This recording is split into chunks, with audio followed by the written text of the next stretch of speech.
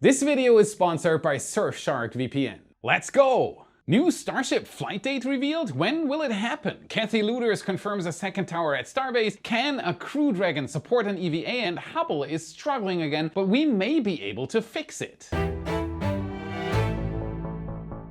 My name is Felix, welcome to What About It. Let's dive right in. Starship updates. Back at Starbase, this fascinating site is always worth a visit. Today we start at Stage 0. It's the heart of the launch site and the pad for Starship launches. SpaceX crews are working around the clock to restore the critical infrastructure necessary for the testing of the third orbital Starship. Roughly 4 weeks after the second launch, you can easily see why the orbital launch table is painted after every single engine test. It is not just for the looks. The intense heat and force from 33 Raptor engines strip away the protective paint, leading to rapid oxidation, commonly known as rust. I'm sorry. The speed at which this occurs is genuinely surprising. The table looks as though it's been weathering for years, yet it's only been a couple of days. The choice to build a launch site near the ocean comes with its own set of pros and cons, and this rapid rusting is most definitely one of the downsides. The team is also actively repairing cracks that have formed during the launch. Hopefully we can expect to see a fresh coat of paint applied to the table's legs shortly. Structural integrity is key for these legs. Not only do they have to carry the launch table, but also a fully fueled Starship weighing in at roughly 7,500 tons. That is a big rocket. Looking higher up, it's easy to spot that the booster quick disconnect hood is yet to be reattached and that some piping is missing. This suggests that debris may have made its way into the propellant hoses or that the fuel lines sustained some damage from the launch heat. Nonetheless, this is likely a relatively straightforward issue to resolve. The ship quick disconnect arm has finally seen some activity as well. It was damaged during the launch, and it appears the issue was significant enough to necessitate cutting it from the actuator. As long as the fuel lines and electrical connections are intact, this should be manageable too. It does show where there's room for design improvements though. That is why it is so important to launch the rockets and not just do ground tests. Additionally, we've seen more water deliveries to the deflector system. This could be a hint that before any prototype is put on the table, we might see another test of the deluge system to make sure it still works. Lots of piping was replaced. Overall, the launch site is starting to look excellent again. Seeing the pace of work, I wouldn't be surprised if we saw Booster 10 positioned on the launch table before the year's end, which would again be a pretty mind-blowing speed by SpaceX. What do you think? Can they make it? Place your bets in the comments below, the heat is on. If you've been watching this episode closely, you've probably noticed that something at the launch site is missing. Felix, where is Ship 28, I hear you ask? Wasn't it supposed to roll out a few days ago? You know how things go at Starbase. Everything here changes on an hourly basis. That is what you got us for, right? At the time of recording this episode, Ship 28 is still waiting at the high bay, but a new road closure was scheduled for both December 13th and 14th. With white cones already placed along Highway 4, the rollout should have happened by the time you're watching this. Ship 28 might already be at Pad B waiting for its spin prime test. As we get closer to Starship's third launch, new details about the program's future are coming to light. Lueders, the former NASA human spaceflight chief and now Starbase general manager, revealed in a presentation covered by myrgv.com that SpaceX is in the process of obtaining launch licenses for not just the third but also the fourth Starship launch. These missions will focus on testing technologies needed for the Human Landing System program for NASA. And this will likely include the in-orbit propellant transfer demonstration we've talked about in the previous episodes. Elon Musk had initially suggested a possible launch readiness for December, but I'll point out the obvious here, Starship isn't going to launch this year. Please do not harm the messenger. Lueders provided a more realistic launch window, suggesting the first quarter of 2024. So we might be looking at a late February or early March launch for the third Starship mission. My bet seems to have been solid so far. Even a launch in March would be a monumental feat, especially considering that we've waited 7 months between Starship's first and second launch. If SpaceX manages to reduce this waiting time to just 2 or 3 months, the number of launches could quickly skyrocket, pun intended. This rapid progress is something we've already witnessed with Falcon 9. Starting with just 2 launches in 2012, the count escalated to 6 within 2 years. Development speed is often exponential, rapid progress. By 2017, this figure had tripled, and then in 2022, it more than tripled again, reaching 60 launches. This year, SpaceX is on the brink of hitting 100 missions, with ambitions to surpass 140 flights in 2024. That's 12 launches per month. In 2023, they already managed to do more flights than the rest of the world combined. This exponential growth illustrates how, once SpaceX builds up the momentum, things tend to escalate quickly. We could very well see a similar trajectory with Starship, possibly starting with 4 or 5 launches in 2024 and then doubling each year. However, SpaceX may soon encounter a logistical bottleneck in the form of the launch tower refurbishment process. With just 1 tower and no protective water jacket on top of the deck, significant maintenance will be needed after each launch. This is why Kathy Lueders' confirmation that a second tower is in development gave us a sigh of relief.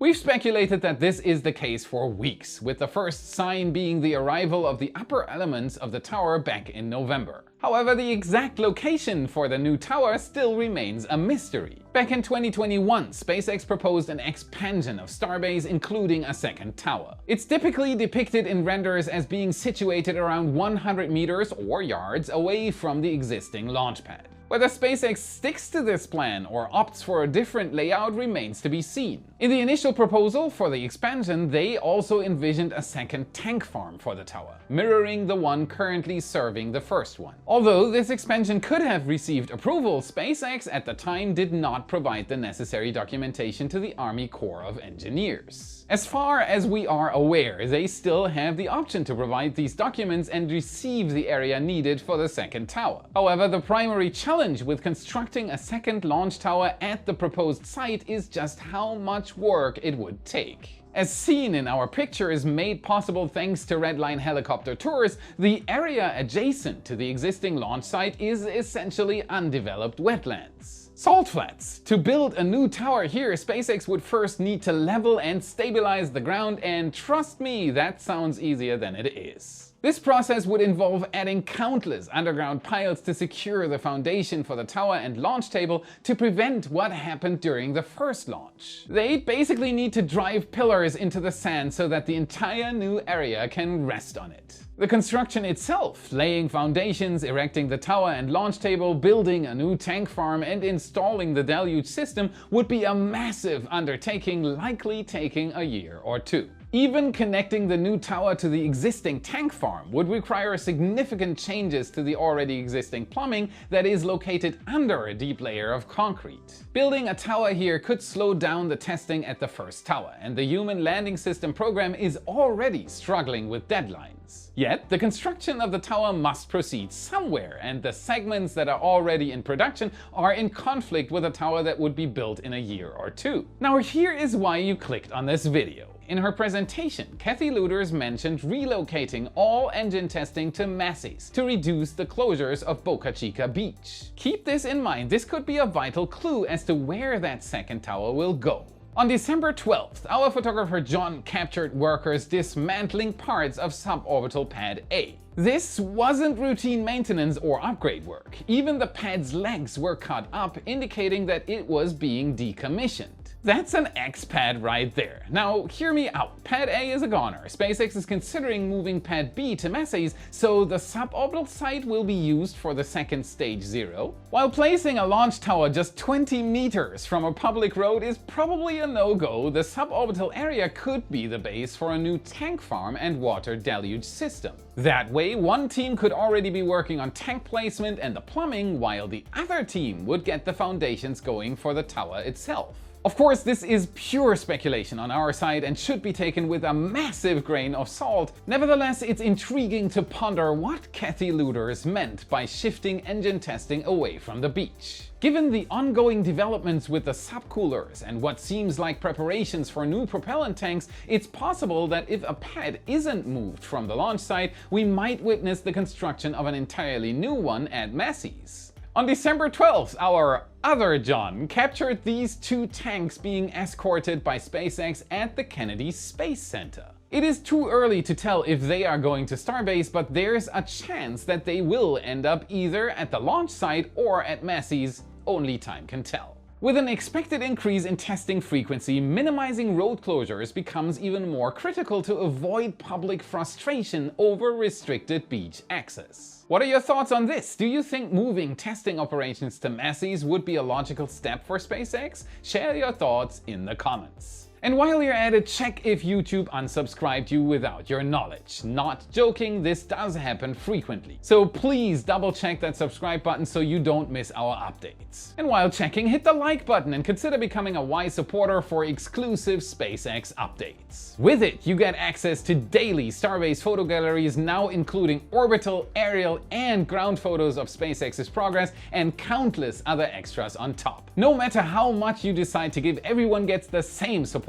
content and access. You decide what you want to give. Check our new website as well. Launch previews, road closures, the latest weather report, and our multi-stream view, whataboutit.space. The link to our Patreon page and the new website is in the description. Thanks to all the supporters who help lift our production quality higher and higher. We can't thank you enough. You rock.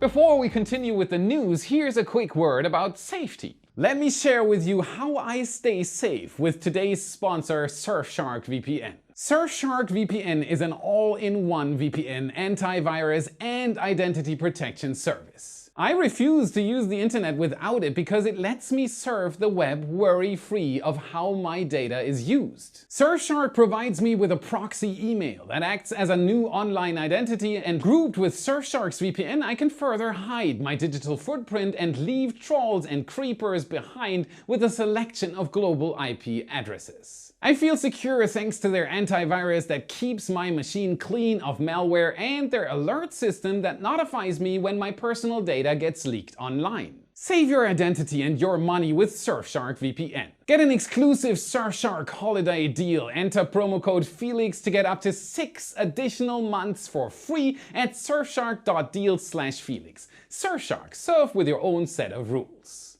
Staying with SpaceX news, let's talk about Jared Isaacman, a name well known in the spaceflight community. Isaacman was the person behind the Inspiration4 mission, a groundbreaking endeavor as the first orbital flight entirely crewed by private citizens. In 2021, Jared, along with 3 other crew members, embarked on a journey aboard SpaceX's Crew Dragon Resilience. Their nearly 3-day voyage marked a very significant milestone for Dragon. It was the first mission where the capsule, instead of docking with the ISS, served as the astronauts' home for the entire duration of their flight. Inspiration4 was noteworthy not just for its spaceflight achievements, but also for the impact it made on us here on Earth. The mission successfully raised over $250 million for the St. Jude Children's Research Hospital, simultaneously inspiring countless kids about the potential of space travel. Inspiration4 was truly something else. Following his return to Earth, Isaacman decided to launch yet another ambitious project in collaboration with SpaceX. Meet the Polaris program, aimed at pushing the boundaries of private space exploration. The program's inaugural mission, Polaris Dawn, promises to be a mission of many firsts. The 4-person crew is set to spend 5 days in orbit, 2 more than during Inspiration4, but the mission's ambitions go beyond just the duration. Polaris Dawn aims to achieve the highest Earth orbit ever reached by a crewed spacecraft, with a projected apogee of 1,400 kilometers or 870 miles. Way beyond the ISS. The current world record was set by the Gemini 11 mission, which reached an apogee of 1,373 kilometers or 853 miles.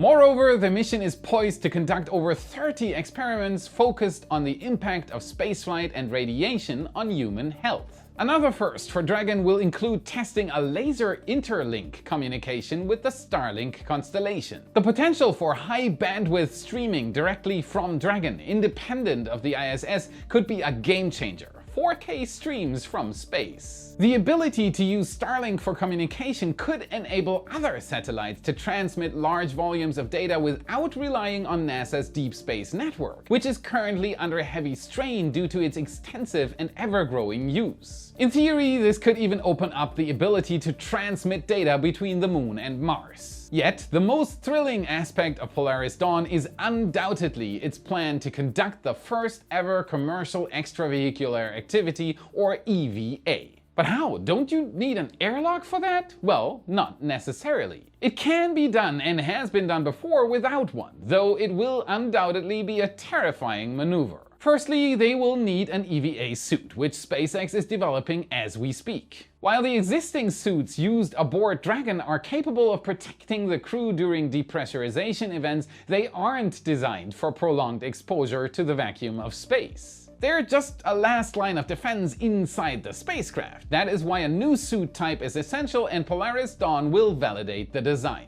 With the right suit, the EVA procedure itself is pretty straightforward, but it carries some significant risks. The plan is for the entire crew to put on their suits and then gradually depressurize the entire capsule, exposing Crew Dragon's interior to the vacuum of space. I'm not joking, that is the plan. Once pressure equilibrium is reached, the hatch will open, allowing one astronaut tethered for safety to exit the spacecraft. Upon completion of the EVA activities, the astronaut will re-enter the capsule, which will then be pressurized again. While this method seems simple in theory, any complications like failure to pressurize the Dragon could quickly escalate into a dangerous situation. No one said that pushing the boundaries would be risk-free. What Isaacman and the other crew members want to do here can definitely be considered courageous. According to recent tweets from Jared Isaacman, testing of the upgraded suits is underway, with images expected in the coming months. Initially slated for 2023, Polaris Dawn is now scheduled for April 2024, which is actually not too far off from now. I cannot wait to watch this mission, as it's definitely going to be a highlight of 2024. However, Polaris, as I've mentioned before, is more than just a single mission. It's an entire program with very ambitious plans. While the ultimate goal of Polaris is to conduct the first Starship crewed launch, with Polaris 3 set as the first mission to do so, there is potential for another groundbreaking Dragon flight before that. This is where the concept of the SpaceX Hubble servicing mission comes into play. The Hubble Space Telescope is a name familiar to basically anyone who's interested in space even a tiny bit. For over 3 decades, this remarkable instrument has been unveiling the universe's secrets, making groundbreaking discoveries on a nearly daily basis. Yet, as with any aging technology, Hubble's components have started to wear down over the years. We've already witnessed failures in various parts of Hubble, including a camera, a spectrograph, a spectrometer, and its data handling unit. But the most pressing issue lies with its gyroscopes. These little devices are essential for their ability to maintain incredibly precise stability, which is necessary for capturing these stunning images. To give you a perspective, the precision required is like pointing a laser steadily on a dime from a distance of 320 kilometers or 200 miles away for the entire duration of a photo exposure. Give it a try and let me know how that worked. Each of Hubble's 6 gyroscopes contain a wheel that spins at an astounding 19,200 revolutions per minute, generating angular momentum. Due to this thing called laws of physics, as the telescope maneuvers, this spinning creates a force that tilts the gyroscope's axis. This tilt is then measured by a sensor, providing a reading on the telescope's turning velocity and its direction. The precise nature of Hubble's gyroscopes presents a significant challenge. They require extremely thin wires for power and data transmission to maintain measurement accuracy. Unfortunately, these wires are really prone to breaking. Throughout Hubble's operational life, a total of 8 gyros have failed in this manner. Overall, the telescope has already gone through 22 gyroscopes. When the space shuttle was still flying, regular Hubble servicing missions were conducted, allowing astronauts to replace or repair malfunctioning components. However, with the shuttle's retirement, there's been no concrete plan for servicing Hubble, which has recently been experiencing even more technical issues. On November 23rd, the telescope entered safe mode following a worrying reading from one of the gyros. Although the problem was temporarily resolved by switching the gyros to a high-precision mode, the problem lies in the fact that out of 6 of these devices on board, only 3 are functioning. As you've probably guessed, it needs all 3 to function properly, so one more gyro gone and things won't look too bright. Technically, NASA is ready for such an event as they've developed a 1-gyro mode, but this will lead to less precise readings. In the worst case scenario, a total gyro failure could cause Hubble to spin uncontrollably, effectively ending its mission and any possibility of fixing it. Recognizing this risk, NASA is considering a potential rescue mission to replace the key components and boost Hubble's orbit, extending its operational life. SpaceX, with the mission sponsored by Jared Isaacman and the Polaris program, is one of the companies interested in such an opportunity. While nothing is confirmed yet, there is speculation that the second Polaris mission might be tasked with this ambitious plan. The Hubble Servicing Mission 5. Yes, please. This mission would involve unprecedented challenges, such as docking with Hubble and performing an EVA to replace parts, which would likely require heavy Dragon modifications. Despite these hurdles, Jared thinks it's doable. If it happens, Dragon may become much more than just a space taxi. Let's keep our fingers crossed for the future of this iconic observatory. That's it for today. Remember to smash that like button, subscribe for more awesome content. This is what fuels the algorithm and helps us immensely. Check out our epic shirts in your favorite Space Nerd store. The freshly arrived IFT2 shirt with work from an Italian car designer, that is not a joke, is the best Christmas gift out there. Link is in the description. And if you want to train your space IQ even further, watch this video next to continue your journey. Thank you very much for watching, and I'll see you again in the next episode. On December 12th, our other John, each of Hubble's 6 gyrospokes, extensive and ever-growing use. Damn. Due to its extensive, not existing, I always want to say existing.